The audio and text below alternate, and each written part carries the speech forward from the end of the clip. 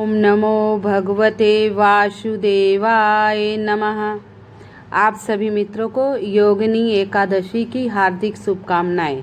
आज योगिनी एकादशी है, 14 जून, दिन बुधवार। आज कुछ विशेष उपाय एवं योगिनी एकादशी के आपको व्रत कथा सुनाऊंगी। कृपया वीडियो के अंत तक बने रहिएगा। एकादशी व्रत कथा से सभी पाप नष्ट हो जाते हैं। यह व्रत इस लोक में भोग कर तथा प्रलोक में मुक्ति देने वाला है।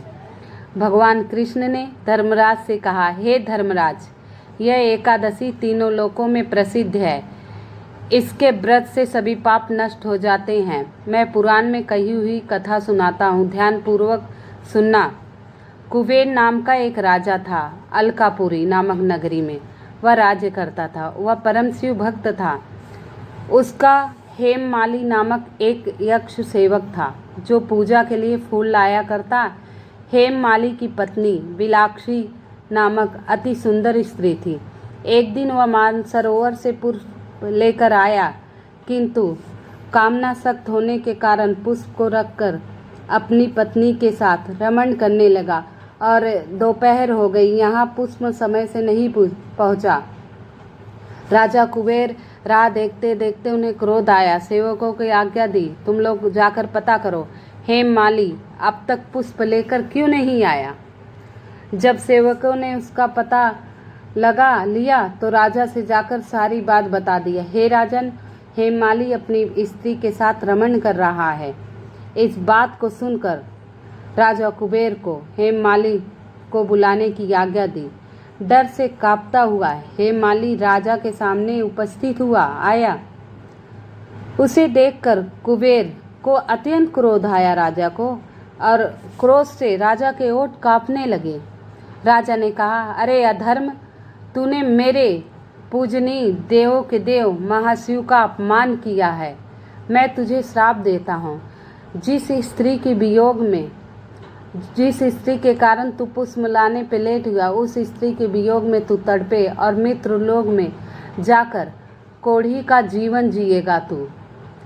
राजा के ऐसे कहने पर वह बहुत क्षमा याचना किया, फिर भी राजा न माना। अब तो श्राप दे दिया था। श्राप के कारण वह मित्र लोग में जाकर गिरा, धरती पर आ गया, मृत्यु लोक में जाकर गिरा। कुबेर के श्राप तत्क्षण स्वर्ग से पृथ्वी पर आ गिरा, कोढ़ी हो गया। उसकी स्त्री भी उससे बिछड़ गई। पृथ्वी पर आकर उसने अनेक भयंकर कष्ट भोगे, किंतु शिव की कृपा से, क्योंकि वह शिव पूजन के लिए प्रतिदिन पुष्प लेकर जाता था, तो इसका भी पुण्य उसको मिलता था। कहते हैं शिव पूजन में कोई जल या पुष्प, किसी प्रकार की कोई वस्तु अर्पण करने के लिए अगर किसी को देता तो उसका भी परम पुण्य मिलता है। उस पुण्य के कारण उसके अपने पिछले जन्म के याददाश्त बनी थी, शुद्ध बनी थी। कष्ट भोगता रहा और अपने पूर्व जन्म के कुकर्मों को याद करता रहा। हिमालय पर्वत की तरफ चल पड़ा। चलते चलते वह मार्कंडेय ऋषि के आश्रम में जा पहुंचा। वह ऋषि अत्यंत ही वृद्ध हो गए थे, लेकिन बहुत ही विद्वान और तपस्वी थे। वह दूसरे ब्रह्मा के समान प्रतीत होते थे और उनका आश्रम ब्रह्मा के समान ही अति रमणीय था। इतना सुंदर आश्रम था। ऋषि ने कहा, तू किस कारण आया है, तू कौन है?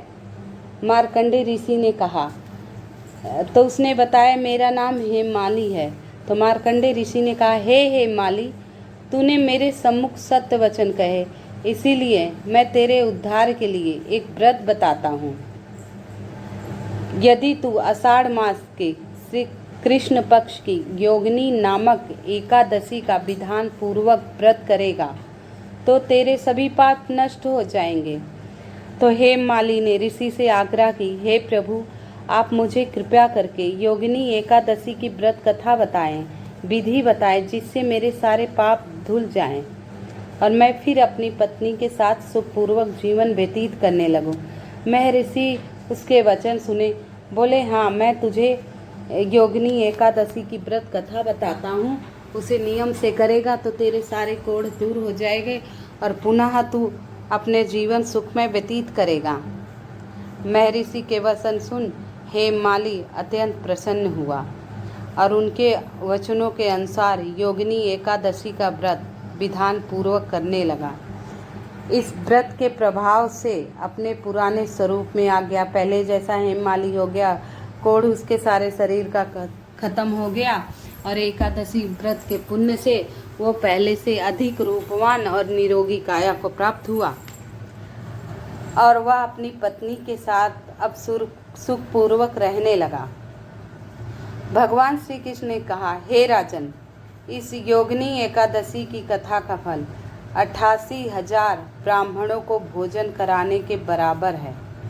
इस व्रत से सभी पाप नष्ट हो जाते हैं और अंत में मोक्ष प्राप्त करके प्राणी स्वर्ग का अधिकारी बनता है।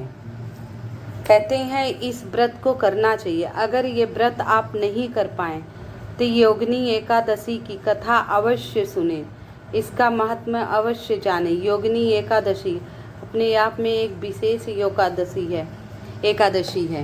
कहते हैं योगिनी एकादशी का व्रत करने से 88,000 ब्राह्मणों के भोजन का पुण्य प्राप्त होता है। योगिनी एकादशी के दिन सुबह ब्रह्म मुहूर्त में उठे और गंगा जल डालकर स्नान करें। स्नान करने के बाद पीला वस्त्र धारण करें। पीला वस्त्र, पीले पुष्प और तुलसी दल और भोग के लिए कोई सफ़ेद मिठाई, खीर जो आप बना सकते हो वो बना लीजिए, मार्केट से ला लीजिए, वो आपके ऊपर है। इसके बाद आप आसन लगा के बैठिए। भगवान विष्णु और माता लक्ष्मी की प्रतिमा का दक्षिणावर्ती शंख से स्नान कराइए। उसके बाद वस्त्र पहनाइए और फिर उनका भोग लगाइए।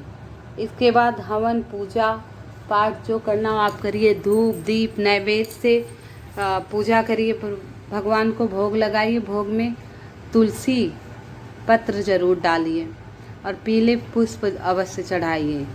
और इस दिन एकादशी के दिन तुलसी माता को जल नहीं चढ़ाते। कहते हैं माता तुलसी प्रभु की प्रिया हैं, विष्णु प्रिया हैं, वो प्रभु के लिए इस दिन व्रत करती हैं। हाँ, लेकिन तुलसी में दीपक आप जला सकते हैं, दूर से पुष्प अर्पण कर सकते हैं और जाप वहाँ बैठ के कर सकते हैं। जैसे कि हर वीडियो में आपको एकादशी का जाप बताता हूँ विष्णु मंत्र का। ओम नमो भगवते वासुदेवाय नमः, ओम नमो भगवते वासुदेवाय नमः। और सुख समृद्धि की प्राप्ति के लिए आपको जाप करना है ओम गोविंदाय नमः, ओम गोविंदाय नमः, ओम गोविंदाय नमः। और बच्चों की तरक्की के लिए आप जाप करें ओम केशवाय नमः, ओम कृष्णाय नमः, ओम केशवाय नमः, ओम कृष्णाय नमः, ओम केशवाय नमः, ओम कृष्णाय नमः। इन दोनों मंत्रों में से कोई एक मंत्र आप जाप कर सकते हैं। और माता लक्ष्मी की विशेष कृपा पाने के लिए आप मंत्र जाप करिए ओम लक्ष्मी नारायणाय नमः, ओम लक्ष्मी नारायणाय नमः, ओम लक्ष्मी नारायणाय नमः। और इस दिन आप भगवान विष्णु के सहस्त्र नामों का पाठ कीजिए। अगर सहस्त्र नाम आपको याद नहीं हो तो 11 नाम मैं बता देती हूँ, 11-21 आप काउंट कर लीजिए। ओम गोविंदाय नमः, ओम केशवाय नमः, ओम माधवाय नमः, ओम कृष्णाय नमः, ओम वासुदेवाय नमः, ओम नारायणाय नमः, ओम केशवाय नमः, ओम मधुसूदन नमः, ओम नारायणाय नमः, ओम वासुदेवाय नमः। अब नाम मैं आपको बताता हूँ। माधव, केशव, कन्हैया, माखन छोर, रणछोर, देवकी नंदन, यशोदा लाल, वासुदेव, सखा, ये सब नाम है भगवान कृष्ण के। कृष्ण, आप इसमें से कोई भी नाम, 11 नाम तो सबको याद होता है। गोपाल, मधुसूदन, कई नाम है प्रभु के जो आप जाप कर सकते हैं। और कोई मंत्र नहीं जप पाए तो आप सिंपल सा मंत्र बोलिए ओम विष्णुआय नमः, ओम विष्णुआय नमः, ओम विष्णुआय नमः, ओम विष्णुआय नमः। ओम विष्णुआय नमः, ओम विष्णुआय नमः। योगिनी एकादशी के दिन गाय को गुड़ या हरा चारा अवश्य खिलाएं। बहुत विशेष कृपा आप पर होगी प्रभु लक्ष्मी नारायण जी की। और इस दिन हल्दी का टीका कंठ पर और माथे पर लगाएं। इस दिन स्नान के बाद पीला वस्त्र ही धारण करें और तुलसी की माला से अगर आप राधे राधे का जाप करके भगवान कृष्ण को अर्पण करेंगे, इसका भी विशेष फल आपको प्राप्त होगा। राधे नाम से कहते हैं एकादशी के दिन राधे नाम लिए जाने से सहस्त्र गुना फल पुण्य फल हमें प्राप्त होता है। तो आपस में ही राधे राधे बोल लीजिए।